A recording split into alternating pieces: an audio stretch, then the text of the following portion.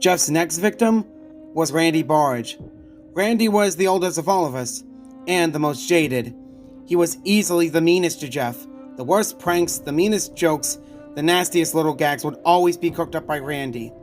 One time, he made Jeff lick an entire sack of batteries one by one to save a drawing he made, and then ripped it up anyway. I mean, it's not like we were any better than he was. We always joined in. We never objected. We never even tried to stop him. Nobody but Lisa ever even tried. Randy's laugh after the incident wasn't exactly glamorous. He was the groundskeeper at a local graveyard. He lived there totally off the grid. He hadn't seen even a second of the news. He didn't even get internet out there. He had no idea about Jeff.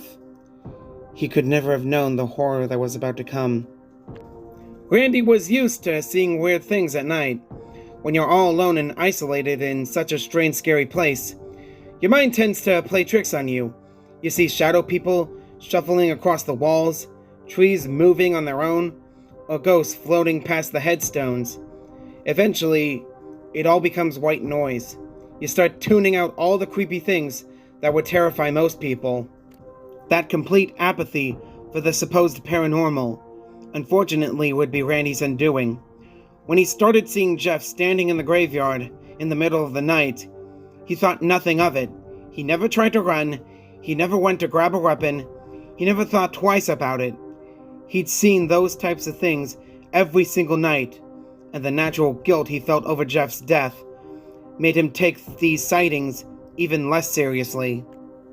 I don't think Jeff liked being ignored. When he saw that Randy wasn't paying much attention to him, he became more aggressive and physical. Instead of passively stalking Randy, he went out of his way to intimidate him. Randy lived in a beaten-down, ugly little shack, only a few yards away from the tombstones and burial plots.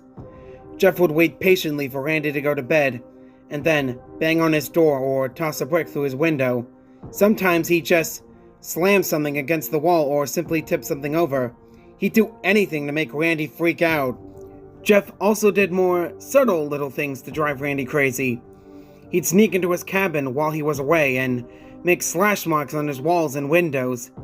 He'd move things around, steal small objects like Randy's toothbrush or his lighter, and he'd leave dead rodents or small bloodstains in the corners or behind the furniture. Jeff's plan worked. Randy was genuinely scared. He saw things in the dark, but none of them ever had any physical agency. They were just visions and hallucinations. But Jeff was real. There was no denying it. Randy never felt the slightest bit of pity for Jeff, or even the faintest hint of regret over what he did. He was only afraid of getting caught. He felt justified in getting angry at Jeff. And to be honest, I guess he was. But even with all the horrible things Jeff has done, I still don't think what Randy did next was right. Randy was furious. He'd stomp out of his shack and curse at him or try to toss things back at him. None of it ever fazed Jeff, so Randy decided to do something he thought would really tick him off. This would be the worst mistake of his life.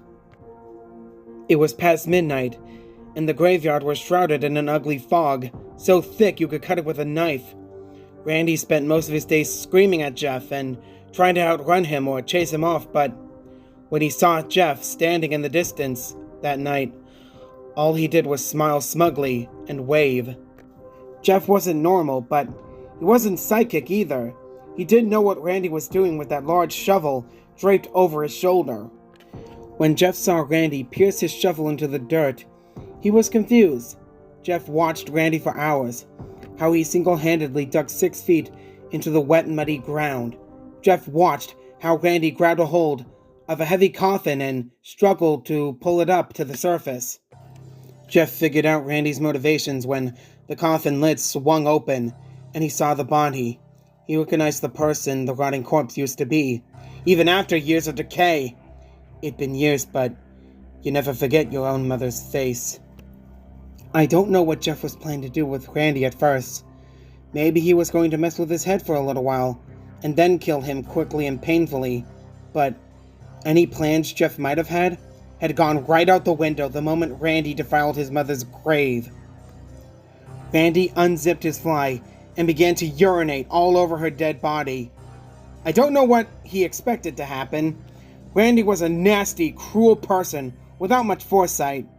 I guess he thought that if he hurt Jeff, he'd win, no matter what Jeff would do to him next. Randy was so smug, laughing his lungs out and swearing as he mocked Jeff and boasted about what he'd done. That's when Jeff tackled Randy to the ground, hard enough to break a few of his ribs. There was a struggle, but Randy was grossly outmatched, especially with Jeff as furious as he was. He was beaten into submission, barely able to even move.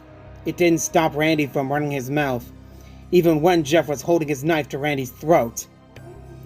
Jeff had Randy pinned to the ground and, well, I'm not going to say what happened next, but if you were a psychotic killer who was furious at someone and their fly was open, yeah, you can probably figure out what Jeff did with that knife. Randy let out the most horrible scream in his life, feeling the worst he could possibly imagine. He thought it couldn't get any worse, but in just a few minutes, he'd envy the pain he was feeling right then. Jeff got up and walked over to the coffin. The furious expression that was practically cemented on his face had finally faded away. Just for that moment, as he looked down at his mother, he looked so broken. It was the last time he'd ever look human. If he could cry, he would have been an absolute mess. Aren't I beautiful, Mother? The words were bitter, sarcastic, and macabre. Maybe he imagined what his mother would have said if she saw him like that, as he slowly stroked her face. There was a whole lot of emotion Jeff never thought he'd feel again. With great care, he lifted his mother's body out of its coffin and set it on the ground. He turned to Randy, a beaten and bloodied mess, in a heap on the ground. Jeff formed a tight grip on his collar. Randy figured out what Jeff was about to do and started to scream. Jeff picked up Randy and tossed him in the coffin that used to occupy his mother, and slammed the door shut, and lazily flipped the coffin into the 6-foot trench below. The fall knocked Randy's already bruised body around like a rag doll, breaking more of his bones and leaving him paralyzed. But he still had the strength to scream at the top of his lungs. He begged for death and pleaded for Jeff to just kill him, not bury him alive. He wept as hard as he could and screamed for help. None of it mattered. Jeff ignored it all, and there was no one else to help him. He just shoveled dirt into the pit for hours on end, until the screaming was muffled. The police showed up a week later to respond to a missing persons report. By the time they discovered the body and the freshly dug grave, Randy was long gone.